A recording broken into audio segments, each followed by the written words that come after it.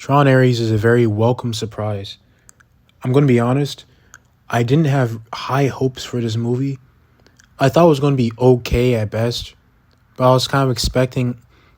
I don't know, like at first I was hyped for it, and then I saw like a bunch of stuff. I got less hyped for it. I was like, why aren't they just continuing the story of Legacy? Why does it have to be Jared Leto? Just the normal stuff. And then today, at the time of me recording, I saw Tron Ares in theaters, and I'm honestly shocked at how good the movie actually was. Is it the best Tron movie? No, I don't think it's the best one. That still goes to Legacy for right now.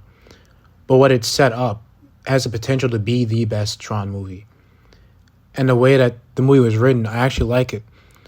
But one of the flaws of this movie and why I put it on par with the original Tron instead of like above Legacy is that you can clearly tell there was 15 minutes of screen time that was chopped from the movie. If you've paid attention to most of Disney's releases for 2025 and 2024, you notice that most of the movies don't go anywhere beyond 2 hours. And we know officially from Joaquin Roning's own words that there were scenes that he had to cut from this movie, and scenes that he wanted to keep but couldn't keep due to the 2 hour requirement that Disney put on him.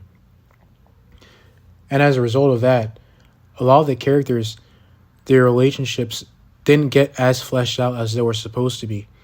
Like you'll see some lines that refer to a deep relationship that we don't get to see. I still like the characters. I still think the story is well written. Well, not well written, but written good, I guess. That's improper grammar, but you understand what I mean by that. But it's not the height it could have been if Disney simply allowed them to keep those extra 15 and 20 minutes in the runtime. But despite of that, this movie is still a very good Tron movie. I really enjoyed my time with the movie. The action was great. It's the best the action has been in a live-action Tron. But for those who know, Tron Uprising is the best Tron piece of media ever, from action to storytelling to visuals. But I digress. The story was also nice, but I still think Legacy has an edge over it because I connected with the father and son storyline a lot more. But I do really sympathize with Eve Kim and her story, and with Ares' story about existence and about loss. But it's clear that the whole Eve Kim storyline with the cancer and Tess was cut down due to the lack of time given to them by Disney with the 2 hour requirement. And that storyline would have hit a lot more for me personally because of things that have happened in my life.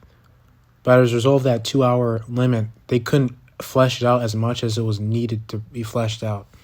But I really wish they did. Because if they fleshed all that stuff out, this really could have been the best Tron movie. But I really hope you guys go and see this movie from theaters. Don't listen to these critics, man. These critics, they've hated Tron since number one.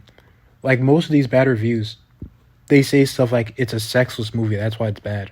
Or they say that this movie is just as bad as Legacy, that continues the same flaws of the Tron series as the original and Legacy, that it doesn't learn any of its lessons from Tron Legacy, basically saying that they don't like the Tron series in general. That's why they don't like Ares.